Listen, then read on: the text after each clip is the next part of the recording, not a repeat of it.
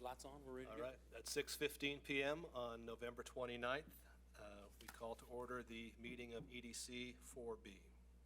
We're going to move immediately into the executive session. Pursuant to the following designated sections of the Texas Government Code, annotated, Chapter 551, Texas Open Meetings Act, the EDC 4B will convene into executive session to discuss the following. Section 551.087, deliberate the economic development negotiations regarding a commercial prospect within the Trophy Wood District. Okay, and with that, I will begin the presentation, and then we'll ask our developer to come forward and carry out his portion of the presentation. He just read the exec session. Oh, give us a time that we enter into executive session as well. I did call Did it you? Tom Okay. at 6:15, yes Okay, it was. perfect. Okay. All right. Tonight, for executive session, Mr. Amr Abora, I butchered that, I'm sorry. Elbrai. Mr. Amr Elbrai has been in negotiation, not in negotiations, but has been talking to the city, talking both with staff and elected officials, a little bit about a project that he would love to see come to Trophy Club. He's a developer that has been working with us for a while, like I said, since April. He lives here in town in Trophy Club. Previously, he lived in South Lake, and he's done some projects in Roanoke, in South Lake as well, and some other commercial projects around. He's going to tell us a little bit about his project here tonight, and we're gonna hopefully go forward with this mixed-use development. It's an entertainment and retail development. So normally when we talk about mixed use, it's residential and commercial, but this is an entertainment and commercial development itself. And the development also includes a parking garage, which will be required for the parking. It's on the 5.3 acres that are adjacent or just west of HG Supply. That 5.3 acres goes from the highway all the way back up into the homes, right up to where the private residential lots end. So with that, we're just going to let Amar come forward and give his presentation on the project.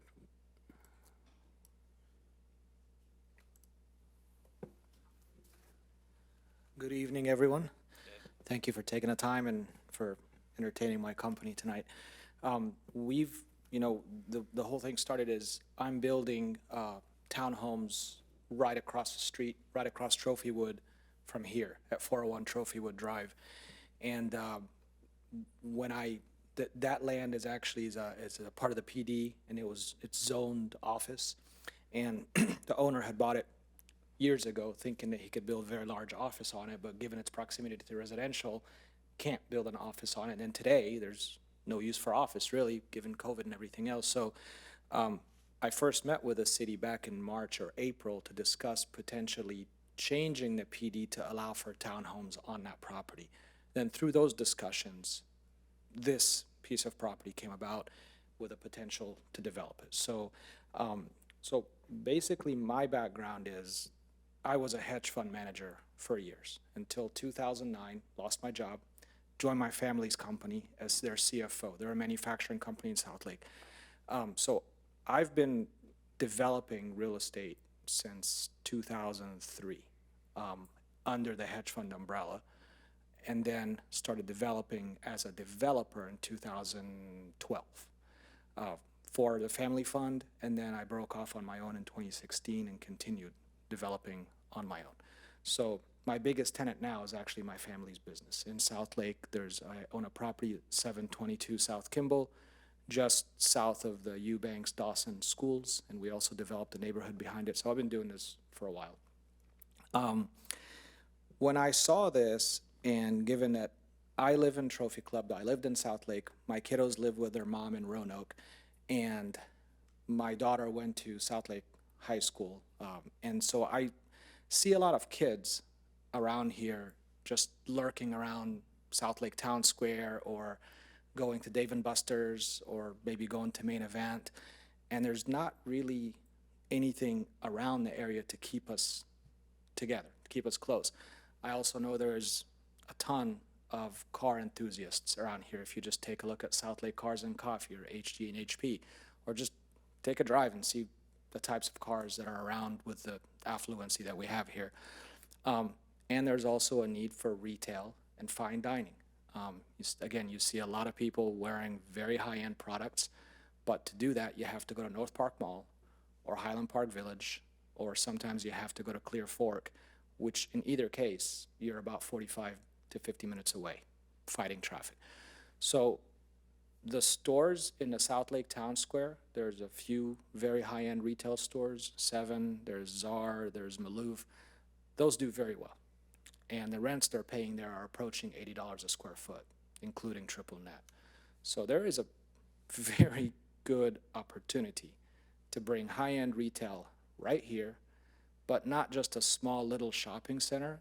I figured the best way to make use of this land is to go a little bit higher and put multiple things in one location, but design it in a way where if I'm going to a high-end retail store, I'm not walking by a go-kart track, for example. There's a brand called Andretti, Mario Andretti. He has a go-kart experience just called Andretti. It's indoor go-karts, electric go-karts, and that is killing it. If you're familiar with Nebraska Furniture Mart over in the Colony Frisco area, there is a gigantic multi-use facility that is retail, dining, and entertainment. It has go-kart, bowling, all under one, of course, much larger footprint than what we have here. But indoor go-karts are really starting to fetch a lot more money and attract a lot more people than it used to be. If you guys are familiar, been around Dallas for a while, south on Highway 35, where old Restaurant Row used to be years ago, that used to be Formula One Grand Prix. It was an outdoor go-kart track. That's gone now. They're tearing it down. So the indoor go-karts are coming on. As a matter of fact, I think I heard rumors that there's one going near Alliance. Again, that is more of a go-kart arcade type of thing that just caters to a specific demographic. I'm not looking at that. I'm looking at doing a motorsport-driven venue or facility that caters to the car enthusiasts. So if you allow me, I'll take you through what I put together here. So you've already seen the renderings. Is that correct? Okay. So what we do is we design and build. So these renderings, these are our renderings. We don't have an outside architect. We don't have an artist doing this. This is ours put on our software. Obviously, for a building this large, we would need to bring in a commercial architectural firm to properly design the construction drawings. So this I got this to wait at 5 o'clock today, so we didn't have time obviously to print it for you guys. But basically, what we did to shore up this project, after I talked to Wade and Mayor Alicia back in April, I went ahead and paid for a third-party feasibility analysis. So the company I hired is called Profit Line Consulting. They specialize in feasibility studies for entertainment, retail, and dining. So my partners are actually opening a wine and whiskey bar or a wine and whiskey lounge in Trophy Club right next door to Blue 22. So we're negotiating final negotiations of the lease right now. It's a small 3,000 square foot facility, and we use Profit Line Consulting to do a feasibility analysis for that. I used them again to do a feasibility analysis for the retail and entertainment, as well as a high-end fine dining establishment within the same facility on the rooftop. So the feasibility analysis, both are sent. You should have access to them, but we can go over them really quickly. But what we've discovered, what I asked them to do is compare Trophy Club to Highland Park. So I asked them to compare Trophy Club, South Lake, West Lake to Highland Park, because the target that I'm looking at is the Highland Park Shopping Village, the one that's on McKinney Avenue in the center of Park Cities. That is a better comparison to say North Park, because North Park is 2.3 million square feet with 235 shops, and it draws from probably a 50-mile radius. It draws from here, North Park Mall. Whereas Highland Park Village is very small, caters to the 5-10 mile surrounding. What we've discovered is, if you look at here, that Highland Park's average household income is about $300,000. We're at $178,000 here in Trophy Club alone, not even counting Westlake or Southlake. But if you go a 5-mile radius, we have a higher household income than Highland Park. So the very shopping center that's drawing these incredible retailers with a 5-mile radius, our average household income 5-mile radius here is $186,000. Over there is $127,000. So that metric alone is sufficient to start talking about high-end retail here with the higher, discretionary income. Another metric that, that's often utilized, this up here, it's called the luxury index. And what it is they have calculations that takes into account demographic information, household income, age, and it's the customer's propensity to spend money on luxury goods, which include luxury shopping, retail, and entertainment. I'm sorry, luxury shopping, dining, and entertainment. To the right is Highland Park's circle. To the left is ours. It looks almost identical, with the exception that we have a lot more green as a percentage than they do. So green represents a higher luxury index. So again, these feasibility studies, this particular one is about 30 pages. You have it in its entirety. You can read it, but this is where I'm drawing some of the information from. So the idea behind this is to do 3 levels plus a rooftop. So 4 total levels. Each footprint is about 50,000 square feet. So the footprint of this building would be 50,000 square feet. The first level, the idea is to, let me show you actually. It's better to, there we go. It's hard to see it. Let me see if I can expand it a little bit. There we go. So the first level would encompass an actual indoor go-kart track that is not visible to the main entrance of the shopping area. So level 1 would have the go-kart track, plus the gift shop retail store, plus a small car museum within that, and a small coffee bistro to service those customers. The first level, when you enter, there's 2 entrances. You can enter directly into the go-kart experience, or you can enter to the mall. The mall has escalators, obviously, so the second and third level would be the retail shops, and the 4th level would be the rooftop restaurant and a putting green. And so it's combining a lot of things at one, but it's making the best use of the roof, because the cost of a putting green is negligible when you add it to a $40 million project. It's not a big number. So, but it's going to bring in big revenue, as well as you have a lot of golfers around here, so it's not a bad place to be for kids, adults. The idea is a family can go to this facility and do 3 different things all together and still stay in the same facility. So parents, kids, go shopping, go eat, do the go-karts, and do the putting green. Not to mention, each one of these can be used on its own without being interrupted by any of the other facilities. So for example, if I want to go shopping, I enter the mall, take the escalator, floor 2 and 3 is all shopping. So what I'm doing here, we've contacted go-kart providers, go-kart track designers, gotten some initial estimates on what it would cost, contacted go-kart manufacturer in Germany called Ritmo, which is one of the top electric go-kart providers in the world, actually. Most of them come from either Ritmo or from SRT in France. The electric ones do. Again, the go-kart track is going to be about 27,000 square feet, the track itself, the area dedicated to the track, which allows for 16 to 20 carts at a time in a single race, and gives you about 1,500 linear feet of track. The cool thing about this is kids can enjoy it, with electric go-karts, you can program the cart speed to the age of the driver. So you can have the same carts running different races at different times. So you can have races for 12-year-olds and races for 20-year-olds at different times, obviously, just through a push of a button, the program on the cart. Because again, it's just all electric. It's like a Tesla with the ludicrous mode or whatever. It's a button. With regards to the go-karts, we also are adding the space here, this large space.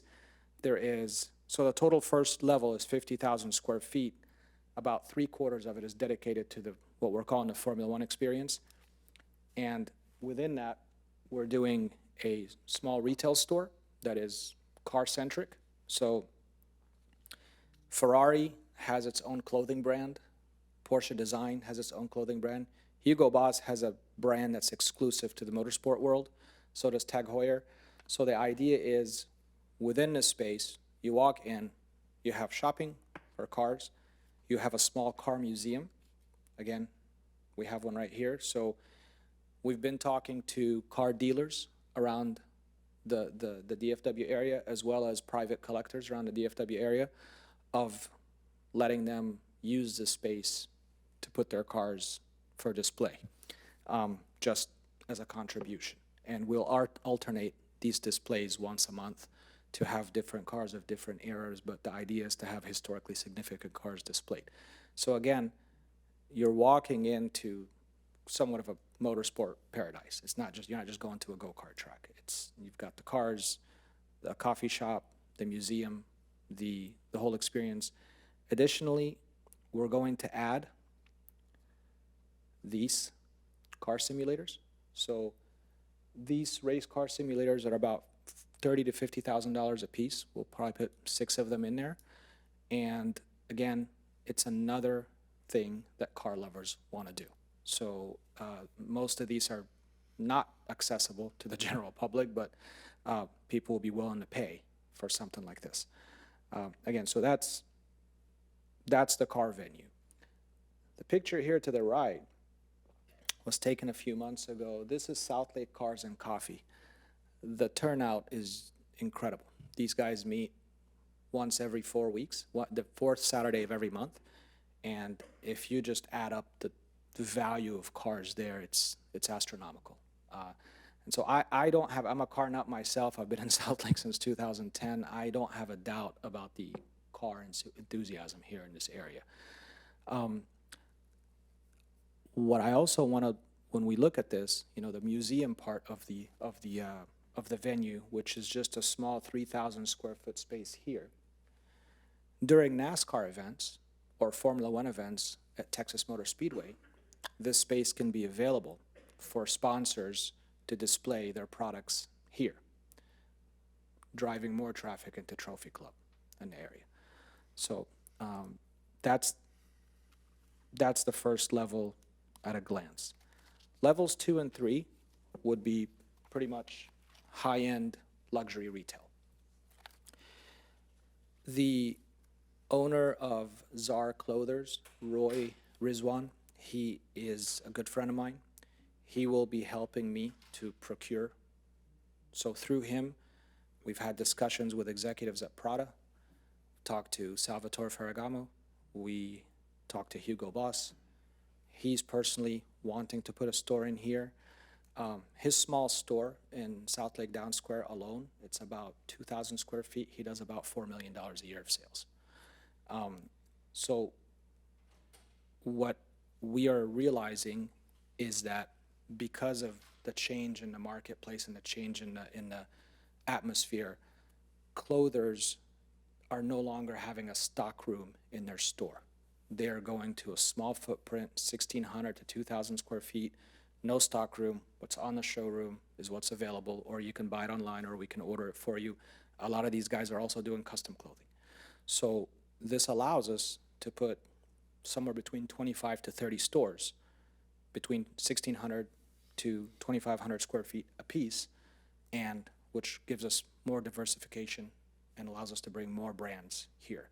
either internationally known brands like Prada, or small-time, boutique specialty stores like Czar Clothers. What I want to talk about is something very specific. There is an article in D Magazine that came out last year. It was comparing North Park Mall to Highland Park Village. And in the article, it talks about a big metric that they use in the retail world, dollar per square foot of sales. The most lucrative mall in the country is the Bal Harbor Shops in Miami. It does an average of $2,500 per square foot sales. Highland Park Village does $2,000 a foot of sales for the stores that are under 5,000 square feet. These are all our stores. So applying $2,000 a foot to this, I mean, Czar Clothers does close to $3,500 a square foot in sales in South Lake Town Square. So a normal retail metric would be somewhere in the $1,200 square foot range for a store. These obviously sell for a lot more because the products they're selling are 6 to 10 times more expensive than anyone else, than the average. So again, when we start looking at potential revenue for this establishment and indirectly potential revenue for a Trophy Club, it starts adding up, and I'll go through that in a minute. A supporting metric for here is that nearly 40% of the households in Trophy Club make over $200,000 a year in income, in household income, 40%. And that number gets bigger when you start looking at South Lake and West Lake. There is, let's see here what we got. Again, if you look at that number and you compare it to Highland Park Village or North Park, it's higher as a percentage of people making quite a bit of money and staying close to this area. Again, like I said earlier, with increasing traffic, the increasing population in DFW, traffic getting worse every day, people don't want to drive that far. So having something close to here is needed. We don't have it. We have a demand, but we don't have the supply. Now the next thing I want to talk about is the rooftop putting green. It's like, why would you do that? Well, why not? This picture to the right was my personal house in South Lake. So we built it, and it's a modern design. The roof is pretty much unusable. So let's put a putting green on the top of the roof. It's fun, it's usable, and it adds value. So doing something like this, the additional cost is minimal, but the additional benefit is really sizable. The putting green, my partner and good friend JR here, he's an avid golfer.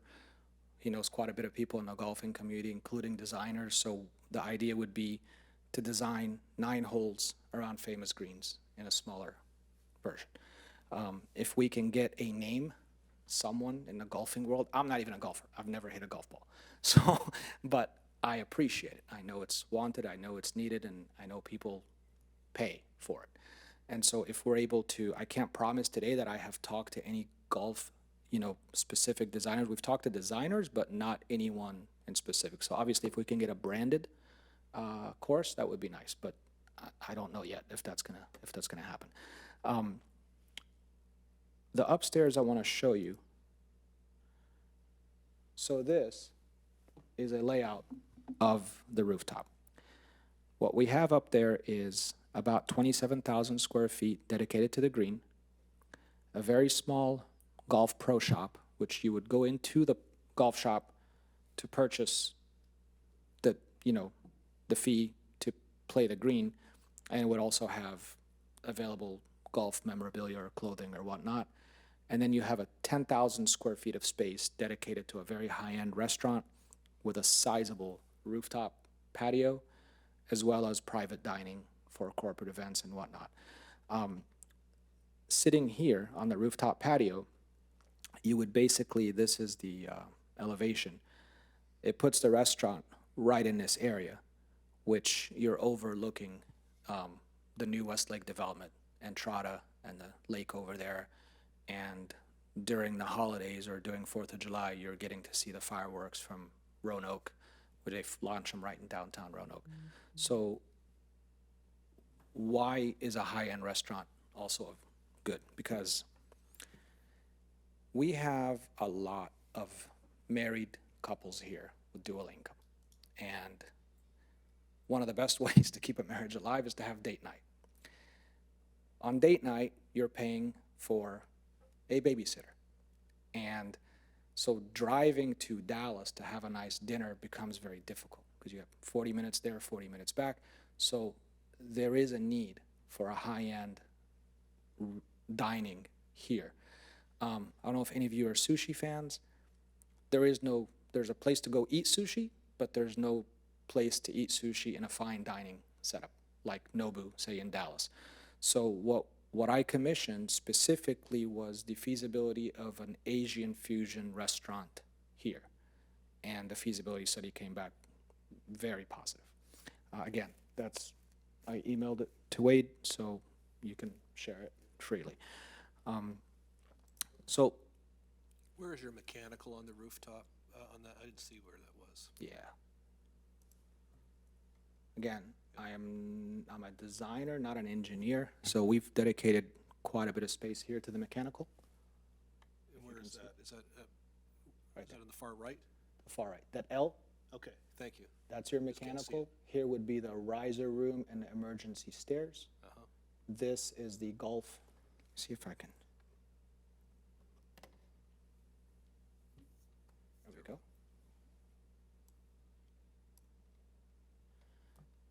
So this is open atrium. Escalators, obviously. Glass elevator. The nice thing about this restaurant is that you can valet park in the front, take the elevator straight up to the restaurant. So you don't have to go through the mall up to escalators to get to the restaurant. If you go to Dallas, uptown, downtown, there's various restaurants included on the 8th floor of a building, 7th floor of a building, and the only way to get there is you park, you take the elevator straight up, and it's right there without making any stops. So you can do the same thing here. So again, this is the golf putting green. What I also did was we blocked the view to the golfing if you're going to the restaurant. So as you exit the elevator, this is solid wall. You don't see the golf course. You don't see the putting green. You just see the entrance to the restaurant. As you go in the restaurant, there's a large, main dining area. And then you have the patio, and you have some private dining rooms that are somewhere between 22 by 17 feet apiece. Again, with all the corporate campuses here, you get a lot of business dinners. Most people that go to business dinners, they either go to Trulux or Perry's. Sometimes they used to go to Del Frisco's. They don't anymore because Del Frisco's has kind of taken a turn to the average since it got bought out by the Landry group. So there's really two fine dining restaurants close by. The other one would be in Grapevine, which is Bob's Steakhouse, but you walk in there and it smells like cigars now because it's been around forever. So there is a need for actual fine dining here, different than just a steakhouse or a seafood house. So that's the concept. I stand behind it. I highly support it. We have several investors that are ready. So we are also going to give you some more information about the parking agreement with the owner next door. But these are quick numbers that I put together for you to see. So if we look at the cart track, we have about $50 a foot of revenue for that track. For the retail, coffee, and museum, $650, and these are numbers that we're getting from brokers in the area. The shops, we have the indoor and outdoor dining, we have the pro shop, and we have the putting green. This facility could bring north of $100 million a year of revenue to the facility. This translates to about $2 million a year of sales tax revenue to the city. And then we're estimating the cost somewhere between $40 to $50 million to build this. From a property tax perspective, that's also pretty significant. And so, aside from the financials, aside from the revenue, this is a good project because there's a demand and it's something that could serve as a marquee building for the city, given its location. It's not just for Trophy Club, it's everywhere that uses 114. I mean, it's a major thoroughfare between Dallas and Roanoke, and as Argyle is growing, it's one of the only ways to get there these days is to take 114 and then go north on 35. Also traffic to the Motor Speedway, traffic to Roanoke, traffic to Alliance. I haven't done any traffic studies on 114, but I'm sure you guys have the traffic studies. I don't need to bore you with that. But this is the presentation. I believe in it. We can align the funding very easily. Just my ask from you is to consider the sale of the property, of the land, at a significant discount. That's my only ask. I don't want financing. We don't need you to put any dollars into this project. We really just would like to purchase the land at a discount. And that purchase, to make you more comfortable, can come with some clawbacks, meaning that if I don't perform my duties, what we agreed upon in a certain amount of time, take the land back. So I have no problem with that. I have no interest of buying this land and sitting on it, or buying it and doing something else with it. This is the best use as far as I'm concerned. The parking agreement, I want JR to come up and talk a little bit.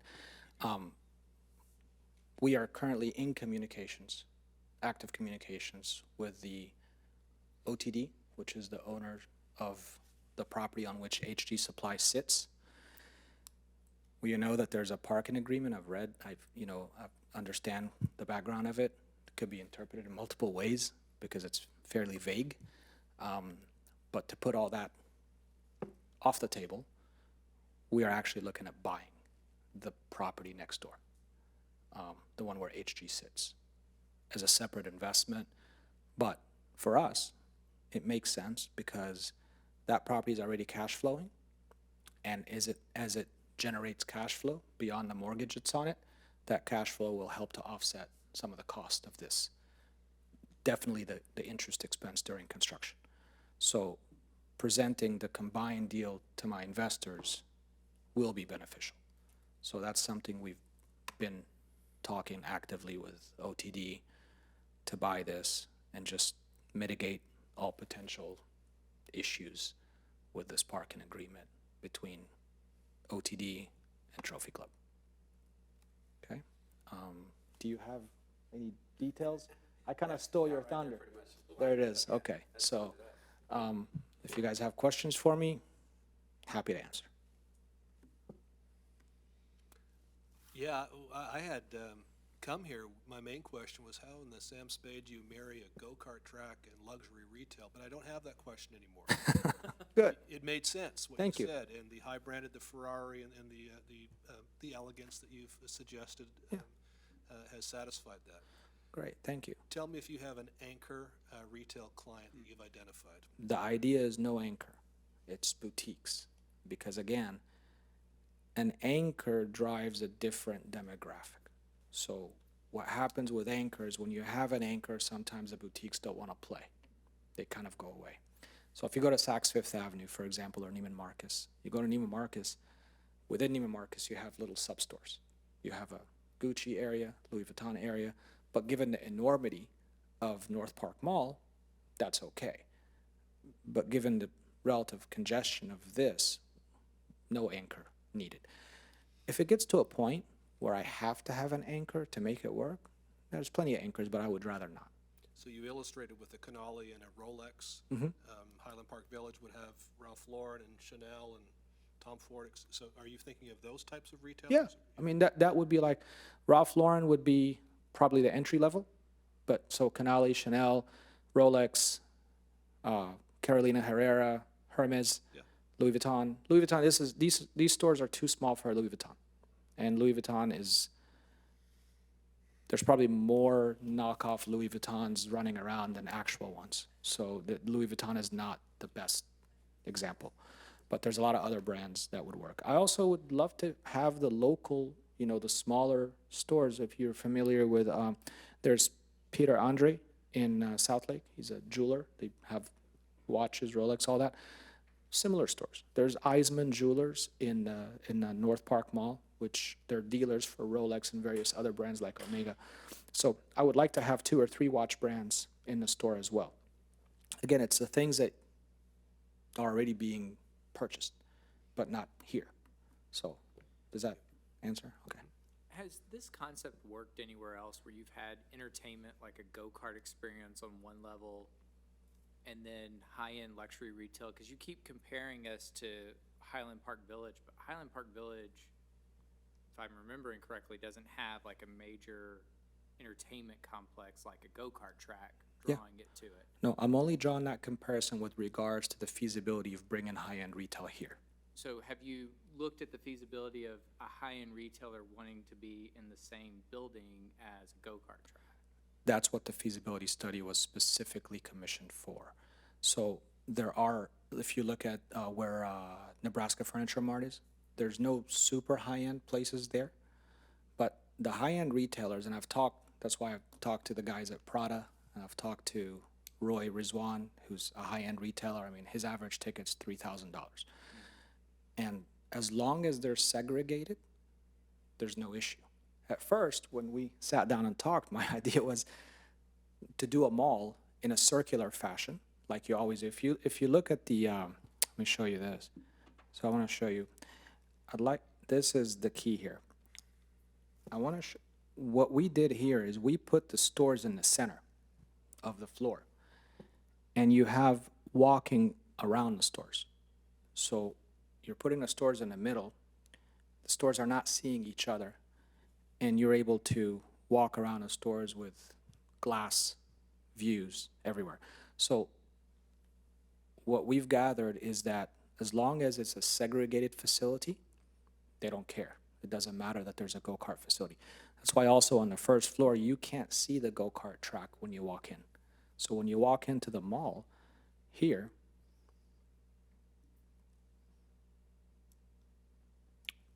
there is the shopping center entrance here. This is the east facing HG Supply. When you walk in, you do not see. The go-kart track is way back here. It's not even visible, so you wouldn't even know it's there. And they're electric tracks, so there's no smell, very little noise. So again, you wouldn't know there's a go-kart track in this area. If you look at cities that are more vertical, it's done all the time. If you look at the Galleria Mall, which was very successful, it's a skating rink on the first floor, and then you have the shops above it. So many of the malls in larger, more vertical cities have to make more use of a small area. But when we first, talked about go-karts, like go-karts and retail, that doesn't mix. No, it doesn't. You wouldn't have a retail store overlooking a noisy go-kart track. But the idea here, I'm not doing a go-kart track. The go-kart track, the footprint is actually fairly small compared to a much larger go-kart track. The idea here for the go-karts is just to serve as some entertainment for car enthusiasts. That's it. Economically, sure, it'd be better to put more retail stores at the bottom of this thing, but I don't want to turn it into a mall. The idea is just have the feeling of exclusivity by only having 30 small shops rather than having a mall. The second floor again, please. Yeah. And the third. It looks exactly the same. The last floor, this is the golfing, this is the restaurant. And the second and third floor are just identical footprints. And the idea is also to replenish some of the parking, we would need a parking garage. And we put that on the north side with a sky bridge from the garage. So another way you would do it is you can park on the second level in the garage and enter directly into the retail without even knowing there's go-karts there. And that would be, a very simple deal to do. Anyway, yes. You said you'd be sensitive to the go-kart facility. That's not the first thing you see. Similarly, on the rooftop, that the golf course wouldn't be the first thing. It'd be sectioned off from the restaurant. Yes, exactly. So if we look at the rooftop. But how do you satify the promotive interests of your tenants who want to have huge roadside, promotion, that we've got a go-kart track here or a golf court mini golf. How do you mix all that? How do you satisfy the city and the requirements? What do you see for promoting and signage and? Signage, you know, we thought a little bit about signage. We could put signage on the side of the building. One of the things we looked at was the front is just that this is the face facing the facing HG, but the side, this large facade lends itself to putting some signage here and here. I don't really love signage. Again, because it's a go-kart facility, the plan for me would be to be an owner of the go-kart facility, of the bottom port. So the project would own that first level, would own it and its revenues. So we're not going to put a tenant in that one. The tenants, for me, the primary tenants that are going to drive this whole thing are the retailers. It's not so much the go-kart or the putting green. The retailers and the restaurant. Those are the two major tenants. And what if go-karts don't fly? With regards to, With regards to they're not used, they're not giving you an ROI? I think they will. I'm actually pretty certain. Obviously, right, Yeah. I mean, that But what if? the space is available. The space is available because, again, to put a go-kart track, there's not a lot of specialties. It's not a shop. It's literally a track on a slab. There's not much to it. So that could easily be converted into additional retail if need be. Because also, the way the go-kart's done is that you're walking into that facility through a high-end retail museum car experience look.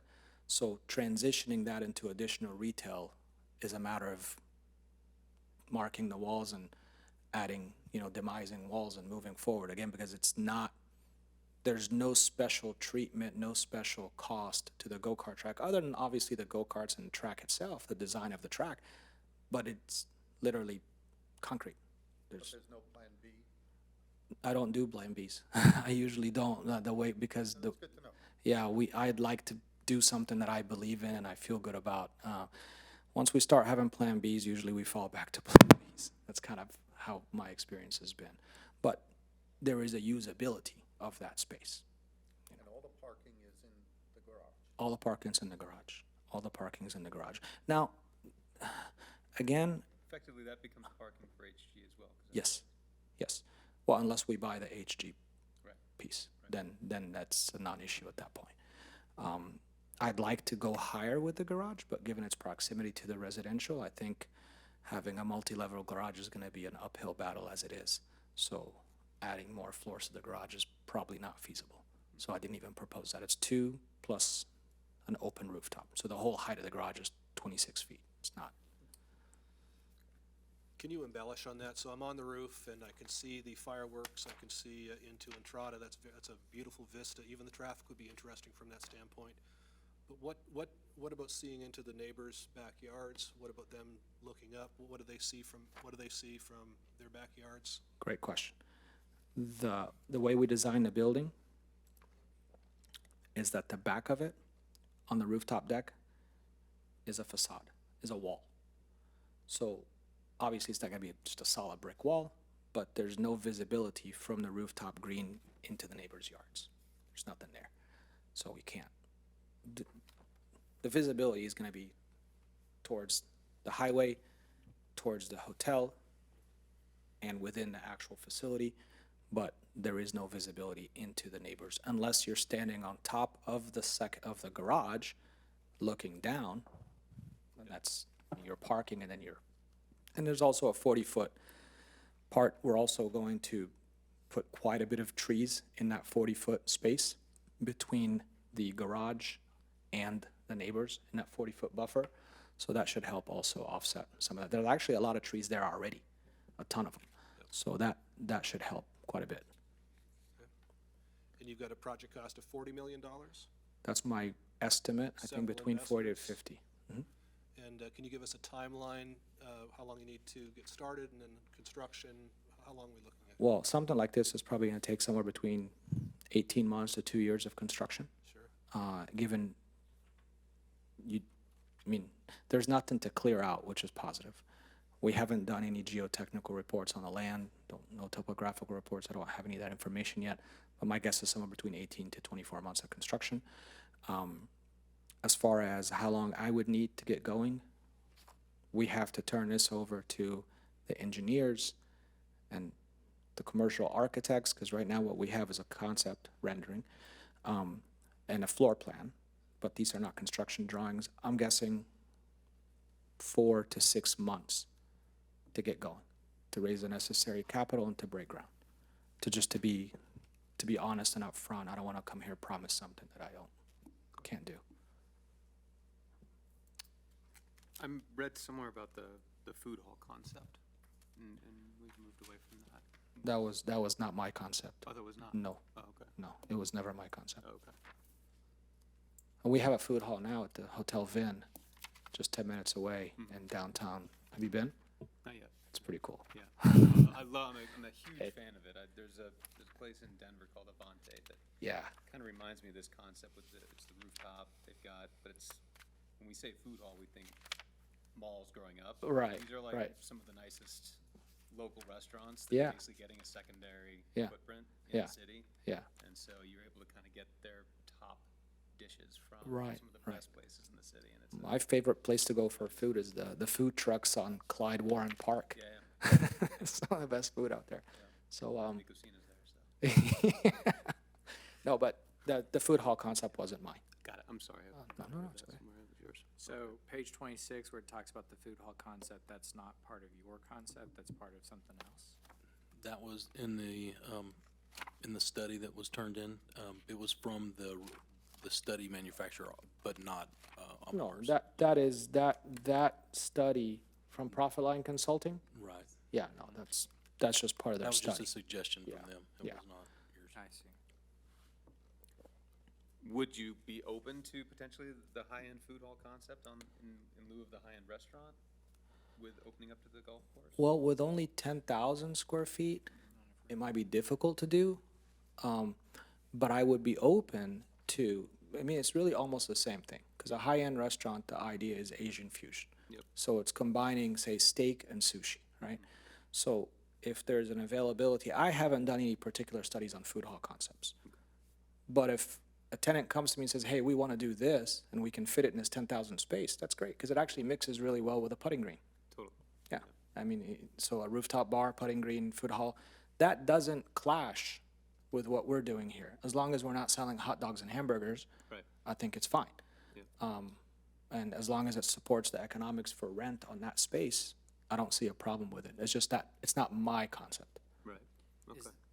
If you did that, would the build-out have to be different, though? Because you need Yeah, different for sure. grease traps and ventilation systems and electrical and plumbing. You would have to have multiple ventilation, multiple so- build-out. So it almost wouldn't be feasible in the sense that if you built it for one restaurant, it's gonna be difficult to re-plumb the thing for Well- multiple concepts. 100% true. However, we would not go into construction Right. until we've secured a tenant. So it would be built for that purpose. Okay.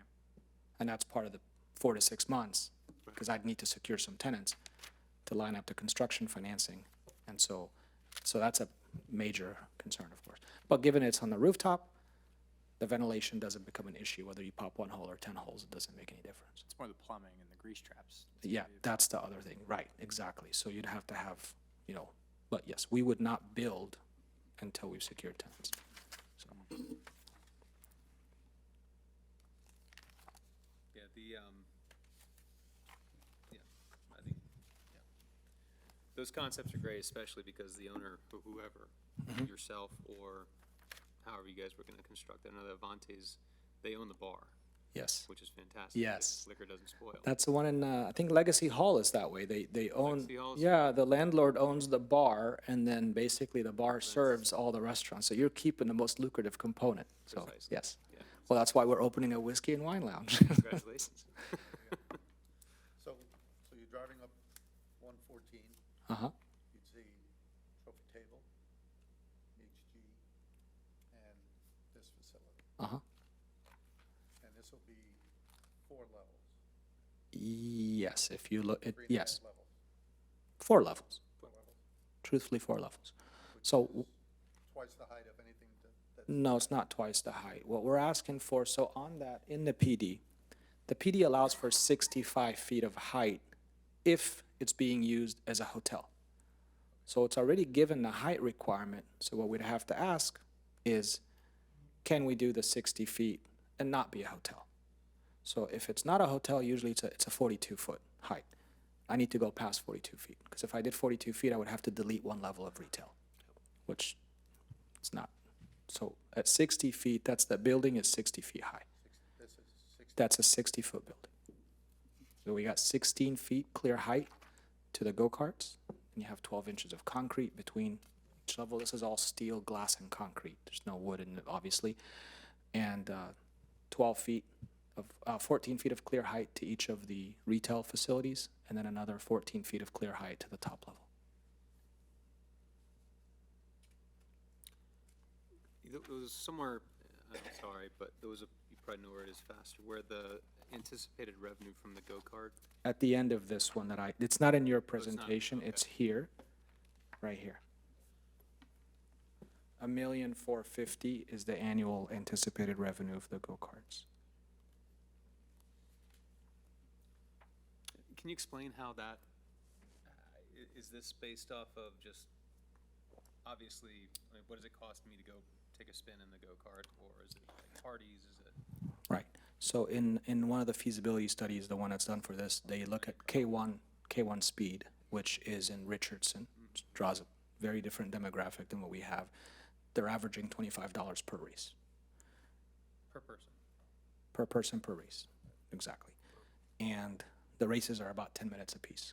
Okay. So if we just run a very simple math, I'm looking at somewhere between $35 per race, not 25. Again, for the 10 minutes, that's where we come to this, with average of 300 operating days per year. So that's fairly conservative. Most likely it'll operate for more than that, but 300 operating days per year at those metrics yields about $1.4 million of annual revenue, which is very small for that size Right. of a facility. Sure. But the Formula One experience is the whole thing. It's the retail, the coffee, the museum, all together. And retail and coffee and museum yields more per square foot than for the track. Obviously, the same thing with the putting green.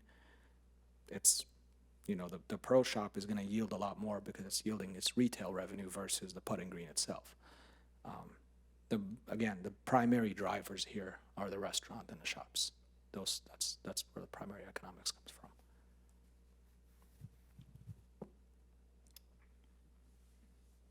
I guess one of my just outward concerns right out the gates is just and this isn't a question for you per se, but maybe it is, I don't know, what's kept these shops out of Trophy Club to this point?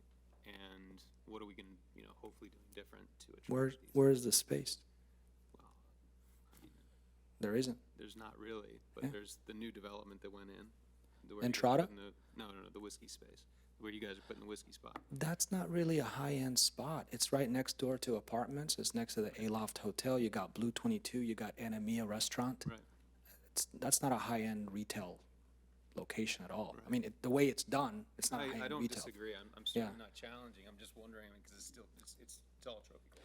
Also, So- it is. It's all I trophy. love the idea of bringing Yeah. these stores here, by the way, because I think it elevates, It really does, and there just hasn't been. There is no venue in Trophy Club right now that allows for this conglomeration of high-end retail all in one location. There is nothing in Trophy Club that looks like the South Lake Town Square. Right. There isn't. I think this is even better than South Lake because it's not weather dependent. So I haven't done any studies, but I'm sure that if we do some correlation between rain and cold and store revenues on a daily basis, there's going to be a very strong positive correlation between weather and sales. This takes that off the table. Have you done an impact study, a traffic impact? Not yet. But again, it's on the highway. easy on, easy off. Yeah, you have several exits and entrances, so I think that should be okay. For now. Except for now. Now it's Exactly. a mixture. Yeah. I'm just curious as to whether or not, and again, I know their feasibility studies, I've done them. I'm just very curious whether or not we can draw from that demographic that shops at the South Lake Town Square and draw them here for an indoor shopping experience. And I clearly understand that this is family friendly, Yes. but to a certain extent, so is the town square. I'm just curious about it, and you probably don't have an answer. I probably wouldn't believe it without a lot of data to back it up, but it's just a curiosity I have. And I don't think it necessarily you're taking sales from the South Lake Town Square. No, We're simply just saying that another option. the demographic is there. It's another option. And so I wouldn't be going to the South Lake retailers like Lululemon and saying, hey, come over here. It's not a comparable because the average size of a store there is close to 4,000 square feet. These are smaller boutiques. I see this as a complementary product. We don't, for example, we have 0 watch retailers. 0, none here. But you go, most people are wearing pretty nice timepieces. So having a retailer here, the only place you can go buy a tag is you have to go to North Park Mall. That's it. So you go to North Park Mall, there's 6 different watch retailers. I can see those retailers not leaving North Park, but coming here as well. It's 45 minutes away. Tap this demographic, sure. Yeah. But I don't see us taking away from South Lake Town Square anyway, because South Lake Town Square has already been established. It has people that like to go there just for going there, walking around, going to the park, going to get coffee. So it's not really a competitor. It's more of a complement. But like you mentioned, Hermé, and I'm really sad to say that I'm familiar with that store. Oh, don't be sad. That's not. Well, pocketbook sad that I'm familiar with that store. But like typically when I've gone to Hermé with my wife, Yeah. it's usually in like a high traffic area, like it's in a tourist destination like Hawaii, or it's in New York, or it's in Dallas, or it's in something with a large population. I understand what you're saying with respect to we have the income to support it, but do we have the volume of people to support it as well? Because why would Hermé come here, but they've never gone to South Lake Town Square, right? Right. And again, I don't have the answer to that. It may not be Hermé. So there's like Louis Vuitton. That's why I said Louis Vuitton is off the table, because they have that exact business model. They only go places with ultra high traffic, in the middle of ultra high traffic all around it. That's why Louis Vuitton is not in Highland Park Village, even though Highland Park Village has much higher per capita income, but they're in North Park because North Park is 2.3 million square feet. So Louis Vuitton wouldn't be a player here. But we talked to Prada, and Prada does want to play. So Prada pulled out of North Park Mall. They used to be there. They're not there anymore. They didn't like the demographic. So Prada is more demographic specific, whereas other stores like Louis Vuitton are more traffic specific. So it's going to depend on the retailer. It really will.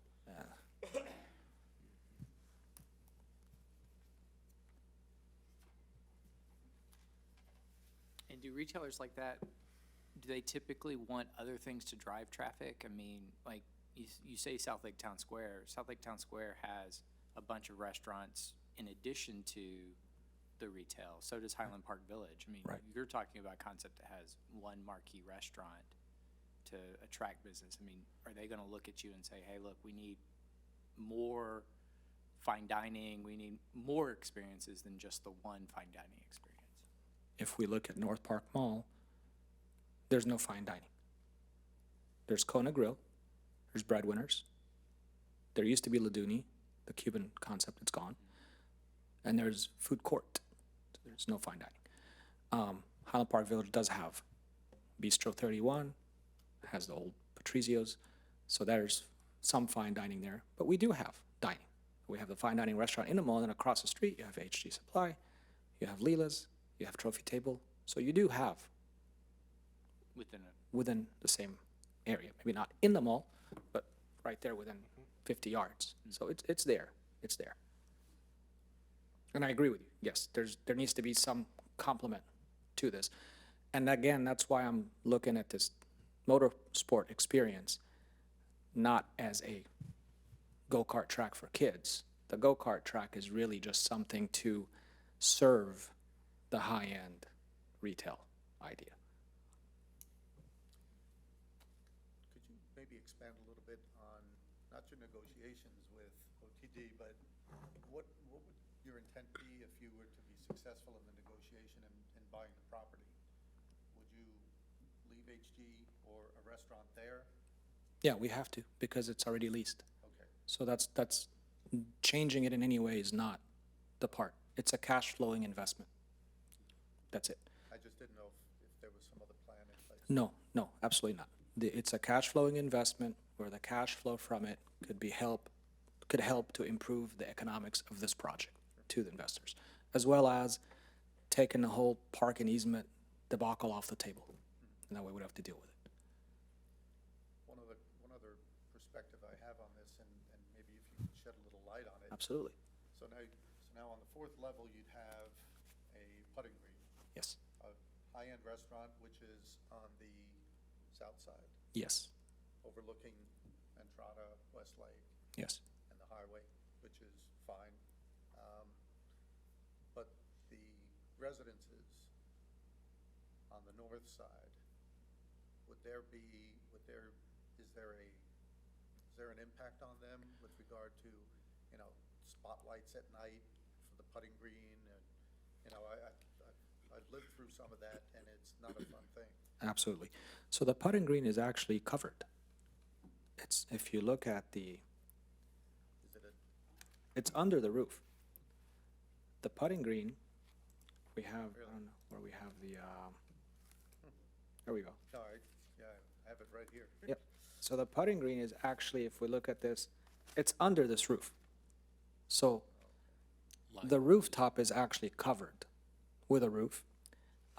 Do we have the? I think I may have confused it with your home. Was it open? Yeah, Was it open putting green? that was, but I didn't have Okay. spotlights on the top. I mean, Yeah, the putting green is covered, and the wall to the north, where the neighbors are, there is no light. There's no light pollution going that way, except of course there's going to be some lighting on top of the garage, sure. which could easily be, photosensitive lighting, and then you have trees behind the garage as well, so that should help offset. What the positive is this building plus the garage is going to be a gigantic mitigator of noise. Right now, the highway noise is going straight into their backyards. Having this building plus a garage almost completely blocks that. These houses, there's nothing between these homes and the garage except grass and some trees. So once you put these structures up with glass, concrete, steel, that blocks a lot of the noise for these neighbors and for neighbors 2-3 miles further north.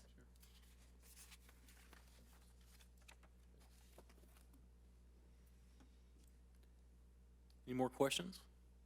No? Okay. All right. Wilmer, we're gonna go into a little deeper executive session with the attorney, and Whatever you then guys we'll need. come back out with you. Thank you so much for your time. I really appreciate it. I appreciate the questions. you. Thank you. Thanks, guys. Pronounce your last name one more time for me. Elbarai. Thank you. That's okay. You're not the only one that butchered. In the regular session, give us the time. Good. And then I would start out with number 1 on your regular session right there, so approving the minutes. That's it. And then any motion that comes out of executive session, which is at your very end. Take appropriate action regarding executive session. Very good.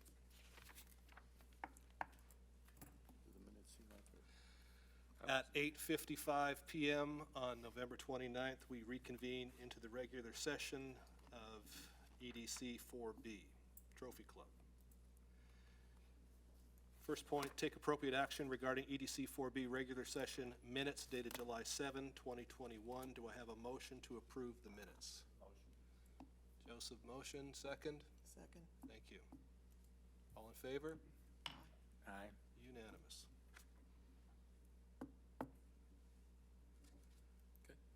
Might I say that was the longest executive session that we've ever had here, and it speaks to our appreciation for your presentation and a trust and excitement of what you've got.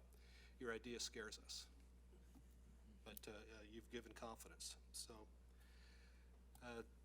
motion to instruct staff to negotiate an MOU with conditions as discussed instructed in executive session, to direct staff to start the process to begin a feasibility study, and instruct staff to schedule a joint meeting with council. May I have a motion? I make a motion. A second, actually. You made the motion. Okay, second. Second? All in favor?